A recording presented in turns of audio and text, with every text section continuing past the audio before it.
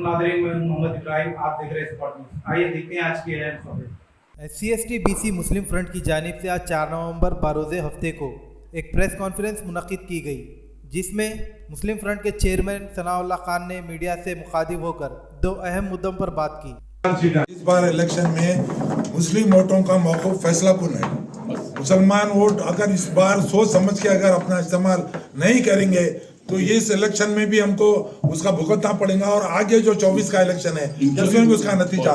तो इस बार का जो इलेक्शन में जो मुसलमानों के वोट है उसका जो सो बहुत ही असर और रसूख है और मुसलिमा है। और एक बात भी हम सबको सोच लेना चाहिए सारे मुसलमानों को कि जहाँ पे मुस्लिम कैंडिडेट्स है किसी मुख्तलिफ जमातों के होंगे, मगर मुत्तफिक और राय तौर पर बैठ के किसी एक के लिए अपनी राय हमा कर लीजिए, उस कैंडिडेट के लिए अपना वोट का इस्तेमाल कीजिए। मुसलमान के वोट कैंडिडेटों की तादाद को बढ़ाने का सोचिए, आप ये मत सोचिए, बल देखिए और अपने वोट का सही इस्तेमाल कीजिए। मेरा नाम सालेह बिन अब्दुल्ला बहादक है, मैं सोशल वर्कर हूँ। अभी जो मेरे भाइयाँ बताए पूरे मुत्तफिक होके पूरे तेलंगाना में इंशाल्लाह कांग्रेस आएंगी और कांग्रेस की सपोर्ट करेंगे। जैसा बेंगलुरु में कांग्रेस आई, और कांग्रेस सेकुलर जमात है और आरएसएस की जहनीत नहीं है कांग्रेस में। और दूसरे जमातों में क्या है, हम 10 साल देख लिए, जैसा टीआरएस में आरएसएस की जहनीत है और पूरा काम अक़लियतों के लिए बिल्कुल नहीं के बराबर करे, खाली झूठे वादे हैं, झूठों का बादशाह है ये चीफ मिनिस्टर। तो हमको ऐसे चीफ मिनिस्टर की ज़रूरत नहीं है। इंशाल्लाह पूरे भाइयाँ मेरे जो मिलके कांग्रेस का इत्तेफाक है, पूरा कांग्रेस इंशाल्लाह भरपूर अक्सरियत से जीतेंगे। हम लोगों के पूरों की बातचीत कांग्रेस की। मैं Sanaullah Khan, chairman SC/ST BC मुस्लिम फ्रंट।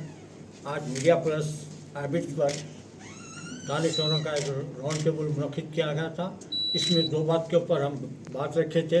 पहली बात यह है कि आने वाले इलेक्शन में मुसलमानों के वोट की तकसीम को कैसा रोका जाए, और दूसरी अहम बात ये थी कि हम तेलंगाना बनने के बाद में, क्योंकि तेलंगाना बनाने में मुसलमानों का बहुत बड़ा रोल रहा है, तेलंगाना बनने के बाद में मुसलमानों का साथ हुकूमत का क्या रवैया रहा है और क्या उसके ऊपर हमको करना चाहिए। तो आज की मीटिंग में ये बात वाज़ेह हो गई कि तेलंगाना के मुसलमान तमाम के तमाम एक तरफा अपने वोट का इस्तेमाल करेंगे और वो वोट वो लोग कांग्रेस को देंगे, क्योंकि पिछले 10 साल में जो BRS हुकूमत यहाँ पर हुक्मरानी की है, उनका जो रिकॉर्ड रहा है, उनके जो वादे हैं, मैं आपको उसमें चंद वादे बता देता हूँ कि इन्होंने तेलंगाना बनने से पहले या आवाम से वादा किया था, बिलखुसूस मुसलमानों से वादा किया था कि अगर हमारी हुकूमत बनती है तेलंगाना में तो हम मुसलमानों को सबसे पहले जुडिशरी पावर देंगे वक्फ बोर्ड को, और सब प्लान देंगे, और 10-12% रिजर्वेशन देंगे। लेकिन आप देख लीजिए ये हुकूमत बनने के बाद में उन्होंने मुसलमानों के साथ क्या रवैया रखा है। सबसे पहले इन्होंने वक्फ बोर्ड की 1654 एकड़ ज़मीन लैंको हिल की, उसका केस सुप्रीम कोर्ट में चल रहा था, और उन्होंने वादा किया था कि हमारी हुकूमत आएंगी तो हम सबसे पहले वो केस से दस्तबरदा देंगे हुकूमत। लेकिन उन्होंने ये केस में दिलचस्पी रखकर वक्फ बोर्ड के एडवोकेट्स को तब्दील करके केस को हुकूमत के फेवर में लेके वक्फ बोर्ड की करोड़ों की जायदाद को उन्होंने कब्जा किया। ये सबसे पहले उन्होंने धोखा दिया।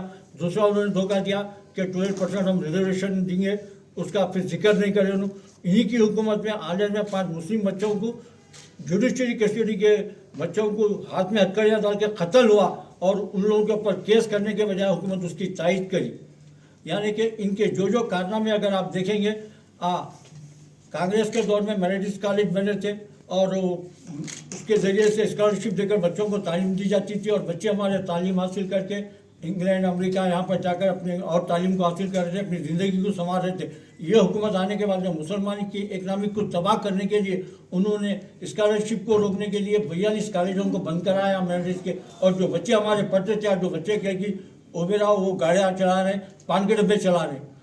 तो इनके जितने 10 साल कारनामे देखें आप, सबसे बड़ा कारनामा तो ये है कि इन्होंने वादा करा था कि हमारी हुकूमत आएंगे तो हम 4 कैबिनेट मिनिस्टर देंगे। अब तक कांग्रेस हुकूमत नहीं दी, अगर हम हुकूमत में आएंगे तो 4 हम कैबिनेट मिनिस्टर देंगे, और हर डिस्ट्रिक्ट से एक मुसलमान को टिकट ही नहीं देंगे बल्कि हम जिता के बताएंगे। और उन्होंने सबसे पहले मुसलमान की सियासी कैरियर को ख़त्म करा। एक कैंडिडेट को टिकट देते, बोधन से, जबकि वो बोधन की सीट कोई भी अगर खटता वहाँ से मुस्लिम अच्छा उम्मीदवार तो जीत जाता, वो कोई इनकी हुकूमत के तरफ से नहीं जीता। इन्होंने एक टिकट महबूबनगर से दिया इब्राहिम को, और 100% जीतने वाले कैंडिडेट को इनके पार्टी के आरएसएस के लोग जो इस वक्त निजामाबाद के एमएलए है, उन्होंने एक ग्रुप बना के टीआरएस, बीजेपी, कांग्रेस के पूरे उम्मीदवारों को एक जगह करके, पूरा पैसा एक जगह करके एक मुस्लिम कैंडिडेट को हराए, और ये बोल के हराए कि अगर ये सीट मुसलमान को देंगे तो हमेशा ये सीट मुसलमान को देंगी। यानी कि इनके जितने भी कारनामे हैं एंटी मुस्लिम है। पार्लियामेंट के अंदर जितने भी बीजेपी एंटी मुस्लिम बिल आई, उसकी तारीफ भरपूर तरीके से इन्होंने हमेशा तारीफ करते रहे बीजेपी की। यानी कि इनके कारनामों को देखकर ऐसा लगता कि ये बीजेपी की बी टीम है।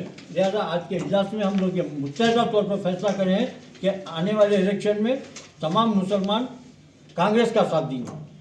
देखिए